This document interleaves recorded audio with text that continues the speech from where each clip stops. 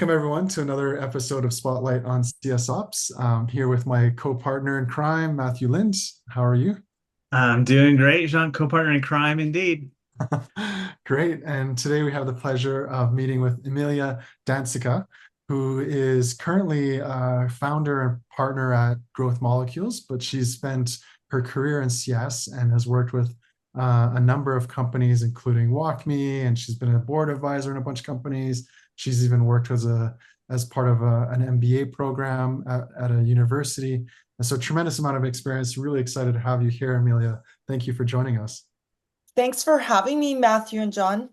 So tell us a little bit about your day-to-day and the types of customers that you have. Clearly, we won't ask you to name any, but what are the types of companies you're working with? And then maybe more interestingly, what are some of the things you're seeing and hearing in the CS space? We know the space is moving constantly, sometimes for the better, sometimes, the dark clouds gather. So what are you doing and what are you hearing? Yeah, absolutely. So when I'm not chauffeuring my children or taking care of my dog or all the vegetables I grow, I am indeed focused on customer success. And I actually started my career more on the operations side.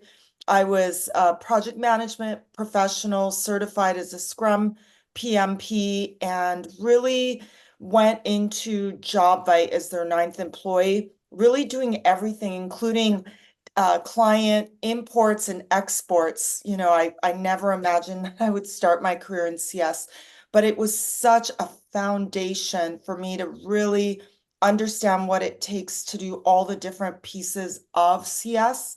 The other thing is CS ops didn't exist. CS didn't get ops. We didn't have the CS platforms that currently exist. In fact, when I was at JobVite, we were one of the very first Gainsight customers when they had just changed their name to Gainsight. So I've been around CS for a really long time and have seen the profession grow in the right direction, be more metrics driven, and the need for customer success operation grows as a result, right? When I left JobVite, I went to Bright Edge overseeing operations with my counterpart. He did more of the operations on the support side. We had 80 people on our team that we were operationalizing and scaling. And Bright Edge really understood the foundations of ops. I was very lucky to work under early employees of Salesforce who founded the company and ex-McKinsey's. So we really implemented operational skill and regimen that was required to scale quickly. So all of that has led me to become a chief customer officer, VP, help organizations scale. And what we're seeing today is a huge demand in CS ops. You see all the CS ops communities, they're vibrant. More and more people are going in that profession getting certified, and there's a huge need in scale. Data that's dirty is useless. You need data integrity, and who better to help you with that? And that's operations. That's awesome. Yeah, I totally agree with you that the communities are getting more and more vibrant. There's more and more people, and we probably need way more people. Um, what's your like at Growth Molecules? Like, what is your guys' focus, and what are the types of projects you guys do?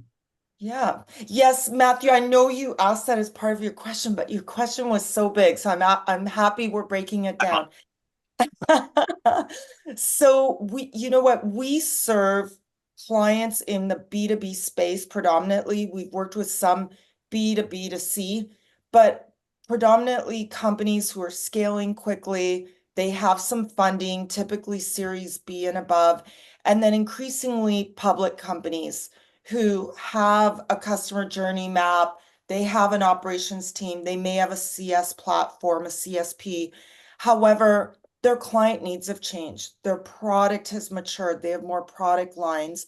And now it's time to really look at the foundations and how they're serving the CSMs. Do they have the right people in place? Do they have the right technologies, the right skill sets. And so those are the clients we're serving. It's anyone who wants to up level their people, their processes, and their systems in a very systematic way, starting with an assessment. That is by far the number one thing we do. We do diagnostic assessments and recommendations for a strategy forward. Operations is always involved. We have a rich academy for CS professionals in support, enablement, in customer success, account management, and leadership. So we do a lot of training, CSKOs. And then last but not least, we have certified professionals in customer success platforms, including Gainsight, Churn Zero, Plan Hat, currently getting certified in Vitally, and we work very closely with Tatango Catalyst as well. Very cool. So just a little bit of exposure and a little bit of experience in the field then. It's not all me. There's Yeah. a dozen of us, and what we do is we work as a team of consultants, really understanding what does the client need, and then assembling the right team to have significant impact in sometimes as little as 4 weeks. It really depends on the client needs. And sometimes we're working with them for 8 months. We have one client who keeps renewing their operational fractional work with us. Now it's been 2 years and 13 statements of work. So we're really proud of that. Be careful, you're going to be in a subscription business here shortly, Emilia. I'm fine with that. Yeah, I bet. I bet. I pulled some notes from a webinar that you participated in 3 years ago, almost 3 years ago, as of this Okay. recording. And you made this statement there that I want to ask you about, which was CS Ops is the chief of staff to the customer success leader. And I'd love to know, are you still embracing that type of thought, or have you seen the operations need shift around? I mean, things are more gray maybe now than they were 3 years ago in CS, certainly. So what have you seen change in the last 3 years? And you can use that statement as a platform to dive off of, or you can say, nope, I'm just going to bypass that altogether and talk about something else. I think the biggest shift has been that now CS enablement has a seat at the table alongside operations.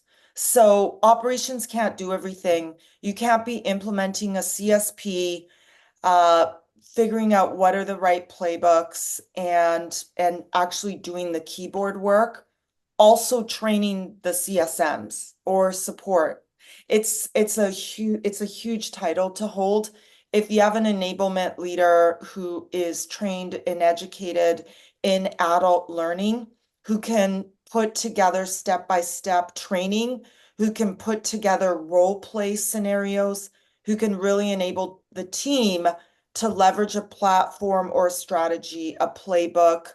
Now everyone's talking about AI. That's fantastic, except if no one knows how to use AI, why are we talking about it? If your data's dirty, AI is useless, right? So you need to start with good operations and good foundations for the team to use.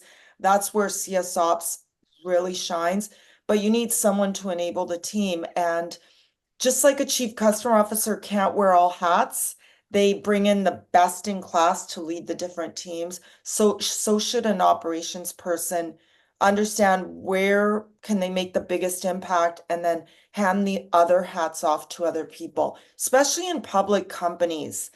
It's just too important of a role to enable your team. I love that because we can't, I think you hit the nail on the head. Like it used to be more of a generalist role where you did the implementation, you did the training, you did, the analytics after the fact. But I absolutely love that you're talking about like we've got to hone in on what specialty is out there or that may be more of interest to you or what you might be better at and really like hone in on that craft because as you say, like training is more than just like a side hustle. It has to be like more thought through and you have to use best practices. And so I love that. I definitely feel like I'm seeing that as well across large enterprises. Yeah, absolutely. Even our head of training and education, she has a master's in curriculum and she really understands. I'm sure Matthew, you two can geek out together for a long time. She really understands the psychology of adult learning and how and why would a professional with 20 years of experience get in a room and role play Mr. Ms. the customer in a difficult situation when they've been doing this for a long time. You have to get them comfortable knowing they're going to be uncomfortable and try new things, right? So it's really important and it is a skill and a craft that we need to respect. I feel like there's the question of, if a tree falls in the forest and no one heard it, did it really fall? And I also feel like it's like if you invest all this money in a CSP and your process and you don't enable anyone on it, did you really deploy it or not? And by the way, there was a big check that you had to write to get there. So you might as well complete the investment with that enablement expertise. Yes, and you need continuous learning because you're making tweaks in the platform. You have a new product to roll out. You have maybe new battle cards coming up that need to be created. People need to practice them. You can't just announce that there's a change in your CSP and expect CSMs to know how to leverage the product. It's like anything. It's like keeping your body healthy and in shape. You need to practice it X number of times a week, right? And it's the same thing with a customer success platform. It takes practice, practice. That's awesome. When you say that you do a lot of assessment work, for folks who are watching, who are in the ops space, and are like, oh, that would be interesting. I wonder if I could at least partially assess my own organization. So without Yeah, stealing the growth molecules business, but like, what is someone sure. who's in an ops role now? Like, what are one or two areas that they could start with, to add value to their customer success team? Absolutely. So I would really start with understanding what do you have currently in place and where do you want to go? And then where's the delta between the two? And once you're really honest with yourself, and I always say, start with the people. Look at the skill sets that you hired for. Was it a group of friends you knew early on, and now you're at Series C? And are those friends still the right people? And Mhm. if they are, but you need some upskilling, which we're seeing heavily right now, we're doing a lot of training as well. That's fine. You don't have to fire them. You've invested several years maybe in these CSMs, but maybe it requires upskilling. You need to be honest with yourself. That's the people part. And then the processes. What processes do we have? Which ones are working and which ones aren't? How do you know they aren't working? How do you know they're working? And things like surveys anonymous with your team, which is what we do. What people love to share their experiences with third-party anonymous people like us. And then we're able to synthesize that data and read it back. Matthew, you have a question. I know you're dying to ask. Well, yeah, I have no poker face whatsoever. So I just wanted to clarify that. Like, so you survey, make sure if I understand, you survey end users, or maybe leader, maybe not end users, but people at your clients, so that your client leadership could understand sort of what the vibe or the zeitgeist is inside of their organization. 100%. An Okay. assessment without understanding the employee culture, the employee NPS, people hate NPS, but the reality is there is a place for it. And there's a place for it internally. And that's with the employee experience. If they don't feel enabled, but you think you've put the best operations program in place, there's a huge aha. We have to put some budget, we have to put some work in enabling our team. And we have coaching, we have a one-on-one private coaching. You can just hire us for 3 or 5 sessions, and people pay for it out of pocket because they're so nervous that their leaders will find out that they don't know how to run a customer success executive business review. I'm certified in the product. I got hired. I have a great title. I have a great salary, but I'm really nervous talking to executives during an executive business review, and my sales counterpart is going to be there. Can I role play this with you? Can you coach me? And typically in 1 to 3 sessions, we can get them feeling really confident and ready for that meeting. And so those kind of things is what I'm talking about, really understanding where they suffering and hiding, and that you can enable them with some small tweaks in training and enablement. Very cool. Yeah. So we talked a little bit about assessments, and I'm curious, like, so beyond the assessments that you guys do, Mhm. is there any trends that you're seeing like across CS? Like people are more like, the economics changed quite drastically, I think, for a lot of companies in the last 3, 4 years. And of course, there was that thing called COVID that happened, and so much change in the last like 5 years. Is there any like kind of trends you're starting to see where the types of programs like people are putting in, is it about adoption? Is it about value? Is it about Yeah. retention, renewal rates, or what are you guys seeing? Yeah, absolutely. So, I mean, we don't just do an assessment, we give recommendations. I think that's critical. What are the top recommendations in the next 3 to 6 months and longer term? What we're seeing is that, especially the newer workforce, they hunger coaching, feedback in real time. They don't want to wait a year for feedback. That's so inefficient. And it can actually be really scary. It can create incredible anxiety. Why not give feedback right after an executive review? Share and applaud what that person did really well and what they should try next time, or some data or metrics that we should reveal in the future. And so what I'm seeing is people wanting and needing more training, feeling either more recognized or told what they're doing really well and where they can improve. People becoming restless with monotony or doing a task they know that there's tech out there that can be done for it. People wanting to have more metrics driven conversations and being less afraid of the sales element, because there's a plethora of resources. We have an entire glossary on our website that we just continuously update with metrics and words for CSMs that they should know. So I think that customer success is evolving as a profession and becoming more sophisticated. I think that's the biggest thing. The other trend I can't help but see on LinkedIn is more people are going back to the office. Like those Mm. fountain conversations, they matter. They help groom your next leaders.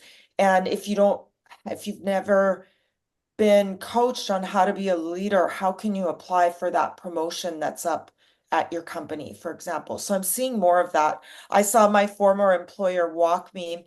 I was there 7 years ago, and they just opened an office in San Francisco again. So I'm seeing that trend. Mhm. I'm reminded of, like, oh, I'm gonna embarrass myself because there's a podcaster I listen to, not a CS one, but it's Scott Galloway, that's who it is, who's very big on like, yeah, you should get to the office if you can go. And I know that's not always a popular opinion, but walking the halls, learning how to have those conversations, learning how to mingle at the coffee pot, they all matter. Those relationship skills matter. Mhm. I agree. And I was talking to one of my friends. She is in Toronto and forest bathing expert. So companies hire her to take teams to the forest to then go have these bathing experiences. Each person goes and spends time alone, and then coming back and sharing the experience. And I said, Nadia, what do you think of this huge trend on open table? It's gone up. They've reported 29% more people are eating out alone. And I have mixed feelings about that. I'm Italian. I love having 6 to 10 people at the table and way too much food and being able to sit there for hours. And I feel a little bit sad to think of someone eating alone, but at the same time, I think, wow, that's awesome. People going out on their own and having lunch or dinner. I remember when I lived in Copenhagen, I went to movies alone. I went to eat alone. I didn't understand the culture, the language. I was alone for 6 months, and that was fine with me. But a lot of people have a fear of doing this. And so there's the pros and the cons. And if we don't have office or experiences for people to come together and learn how to build relationships, we're going to keep seeing that trend going up. And honestly, I'm not sure if it's always good. There's a human element missing to like that human relationship building. Yeah. Yeah, I agree. There's that human touch and the exposure of immersing yourself in the, amongst your peers and stuff. So yeah, totally makes sense. Is there, as we look ahead into the future, is there any kind of things that you would say, or maybe you're bullish on, or things that you guys are predicting? Like, what do you think is going to happen over the next 10 years in customer success? Well, success didn't exist when I was in university. And even when I went to get my MBA, there was nothing about CS in the program, nothing. I always was the complainer about it. And then when I went back to teach at MBA school at the same university, St. Mary's College of California, they said, hey, do you want to teach a customer marketing metrics course? Of course, it's customer success, but on the advocacy expansion piece. I Yeah. said, of course I do. I was begging for this in MBA school. So they do offer it now, and it's fantastic. But what I see in the future is CS is changing completely. AI will absolutely replace, the digital scale. There's going to be more AI infused. I think it's a great thing. I want the customer experience to be where they predict the exact kind of latte I like. Like, I think that's awesome. I want it ready when I come downstairs, and ready and extra hot the way I like it. But I also think that the revenue piece will continue to become a bigger part of the customer experience. So CSMs will be more enabled to have conversations around finances and not be afraid of it. Before it was like, no, no, no, you're the trusted advisor. And I've always fought that. I've always said, why can't you care about seeing the ROI and having candid conversations? That helps you sell. That helps you sell the value, and that relationship of trust is enhanced. So I'm really excited about the future of CS. I think that revenue piece is spot on. And I've probably changed my tune on this over the past 5 years, where I thought, like many did, oh, we shouldn't have the dollars and cents conversation. It impacts, our ability to be a trusted advisor. But I wonder now, in hindsight, if that's why maybe customer success as an industry got caught a little flat-footed or finds itself on the short end of the budget a little more often now, because we weren't leaning into those revenue discussions and those growth discussions fervently enough. I'm seeing that the CFO is asking the CCO or the head of CS to cut cost to serve to 2%. That is very low compared to some of the numbers in the past where I've seen it's maybe around 5%. In some organizations early on, it's much higher. It's 8 to 12 because they're just figuring things out. They're trying to, figure things out and throwing more at the customer experience. But the 2% is a reality, and investors are looking in that number and going after it. And so that is heavily changing the customer experiencing and that motion to go more digital for service. The certainly a trend. Like I think we've all had friends or known people that have been impacted by companies having to cut down on their roles. And so but yeah, hopefully, I've got my MBA as well, so we both come from we're cut from the same cloth. Like, if you're going to play the game of business, you have to know the metrics. You have to know the financials. And so I think more people hopefully will start to kind of think about that and become more and more aware of how to play that game, because it is a reality. And to your point, they can balance that with like better understanding the value that the customer gives you, but that you have to then give back in return. So I really like that. Any other so for the audience, folks that are just starting out in CS ops or looking to build a career in CS, any tips or things that you would provide to folks?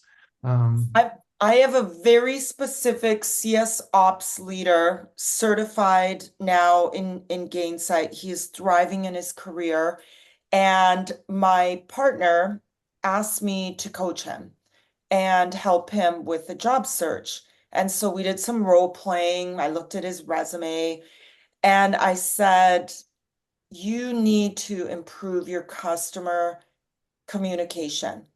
If you can't communicate well and explain your past experience and how it's going to apply across all of the CSMs who are going to be looking to you to operationalize the technology that they're using to cut down on the mundane things, to ensure that they're making the best use of their time, you're not getting the job. And it was a tough conversation. You can be certified in so many things. You can have a PhD for all I care. No one cares if you can't communicate your value and the impact you're going to have. So have your mission statement. Who are you? And what can you bring to the table based on the job experience that we're seeking and the metrics we want to achieve? You should be able to tell me that in 1 to 3 sentences with a couple bullets and numbers. And that's the first thing when companies hire us to help them with their job descriptions or hiring, when we go in as fractional leaders and put together a team.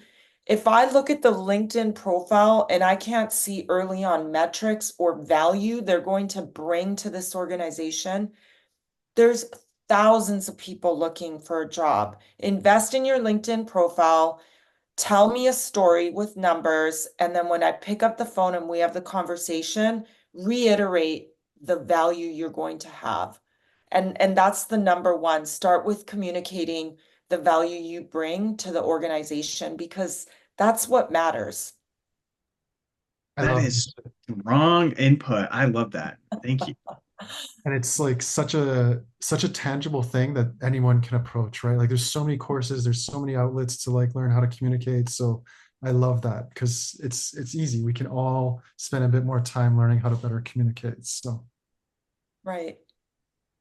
And I well, think it's not just how to communicate, it's communicating the right data. I'm going to use that word even in an interview or an application setting, because I've hired people, I've looked at stacks of resumes, and I'm like, oh yeah, there's really no metrics here. This person told me what they did. They look like a doer. And I Mhm. really want someone who will push the needle. I need to know what impact they'll have. And I would filter out people who was like, yeah, if it's just a job description on your resume, I'm less interested than the person who's like, I got here and I did this and we got 20% more efficient and the revenue went up by 100 grand or whatever. So yes, communicate, but the content, if you will, has to be great too. And I think that's what you said, Amelia. Yeah, I would rather see a one-page resume with 3 bullets, maybe even one under each job, and then see 2 to 3 pages with a bunch of bullets of what you did and not show any impact on the organization. That to me is like, I've seen hundreds of those. And if you don't know how to build that resume, go to Canva. It's free, and mhm. build a one-page resume. It is so easy, and force yourself to look at the metrics, the impact you've had. You had a job description when you applied to the job. You had a mission, you had KPIs. Did you achieve them? Yeah, That's the love it. story. So Yeah. many resources, Canva, ChatGPT now, if you need help to figure out your bullets as well. So thank you so much for the tactical tips that, very tangible that folks can can take on. Well, it's been a pleasure learning a little bit more about growth molecules, hearing more about your journey and kind of your lessons learned along the way. Thank you so much for joining us today, Emilia. It's been a pleasure. Thanks for having me. I can't wait to hear the other episodes. I'm excited. Yeah, thanks, Amelia. It's been great to get to talk to you.